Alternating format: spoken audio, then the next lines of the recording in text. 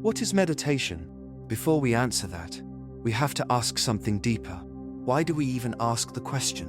Why do we feel the need to meditate at all? Is it to find peace? To achieve something spiritual? To reach enlightenment? To escape suffering? Whatever the reason, the question already reveals something. We are seeking, and Krishnamurti said, we must first understand the nature of seeking itself. Because when you seek, what are you actually doing? You're moving towards something. But how do you recognize that something when you find it?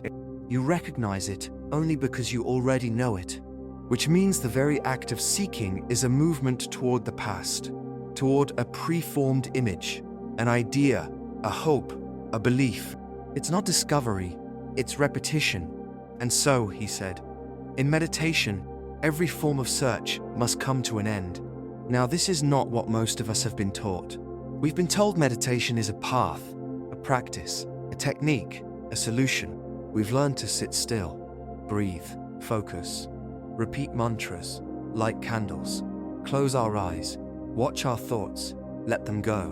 But Krishnamurti called this a distortion, a trick we play on ourselves, a subtle form of escape. Meditation is not something you do. It is not a system, not repetition, not a method. It is not 20 minutes in the morning and 20 minutes in the evening. That is not meditation at all. Because all of that, systems, methods, practices, requires a controller. Someone inside who says, I must become quiet. I must be peaceful. I must attain silence. And that very I is the problem. That I is the ego. The experiencer, the controller, the one who observes and separates itself from the thing being observed, the one who seeks and separates itself from truth. But Krishnamurti said, the observer is the observed, the experiencer is the experience, the controller is the controlled. Once you see this, the entire illusion collapses, because every effort to meditate, every desire to become, every attempt to reach a higher state is just the ego reinventing itself. And when you chase becoming, you are measuring yourself. I am this, I will be that. This measurement, this comparison, is the root of conflict. It is the movement of thought. And thought, Krishnamurti said, is time. Time is the gap between what is and what should be. And as long as we live in that gap, there is division, struggle, and suffering. So, what happens when we end comparison completely? Not just in meditation, but in daily life. Krishnamurti said, to meditate is to live without a shadow of comparison, no image of what we should become. This is not some abstract ideal. It means no goal, no future self, no identity to defend, no internal judge, just observation, choiceless, silent, direct. So meditation begins not when we try to silence the mind, but when we stop trying, when we observe, not analyze, when we are aware, not effortful, when we give full attention to what is, without trying to change it, because only when we understand disorder can real order arise. Not the order of a blueprint, a system, or authority, but the order that comes from seeing clearly. Order is not according to a pattern. It comes when we understand disorder, which is conflict, and the understanding of disorder requires no effort. Effort distorts. Now, look closely. If there is no effort, no comparison, no goal, what remains? Silence. Not cultivated silence. Not suppression. Not a mind fighting itself into stillness, but a natural, unforced, alert, quiet. The mind that is really in meditation is a silent mind. And that silence is not the opposite of noise. It comes when the mind has completely understood itself, and therefore, no movement at all takes place. That silence is not dead. It's not passive. It is alive, intelligent, deeply sensitive. But for that silence to happen, there must also be harmony, not just in the mind, but in the body, the emotions, the whole being. The body must be completely still. The brain cells themselves become quiet.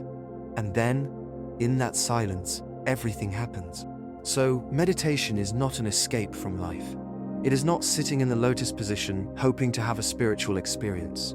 It is not trying to reach God or the absolute or the final transcendental state. That's just another form of measurement, another projection of thought, another movement of becoming. The moment you want experience, you are seeking more of what you already know. And then you are caught in time. We chase mystical experience because our daily lives feel empty. We want the extraordinary because we are bored with the ordinary. But this craving for experience is the ego's disguise. It is still seeking, still grasping, still escaping what is.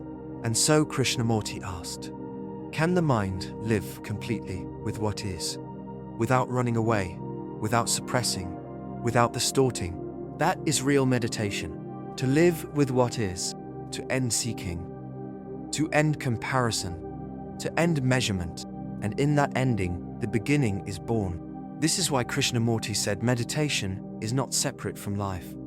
It is not something you do apart from your actions. It is your life, lived without division. It is how you observe your thoughts, your emotions, your attachments, your cravings, your dreams. It is how you listen, how you walk, how you see. Even in sleep, he said, meditation continues when the mind has been fully attentive during the day. Because when the whole mind is awake, even dreams become silent, even sleep becomes part of awareness. But that awareness cannot be given to you. It cannot be taught by a guru. It cannot be found in books. And it certainly cannot be bought, chanted, or repeated. Don't join anything. Don't follow anyone. The moment you follow, you destroy your freedom. And where there is no freedom, there is no truth. So meditation is not a path. It is not a journey from here to there. It is the ending of the journey. It is the death of becoming. And in that death, something entirely new may be born. But you cannot name it. You cannot hold it. You cannot describe it. Anyone who says he knows does not know.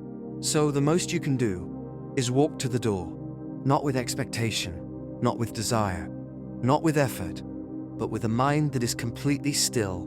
And when there is stillness, not created by will, but discovered through understanding, then meditation happens. Not for peace, not for experience, not for enlightenment, but because the whole being is silent.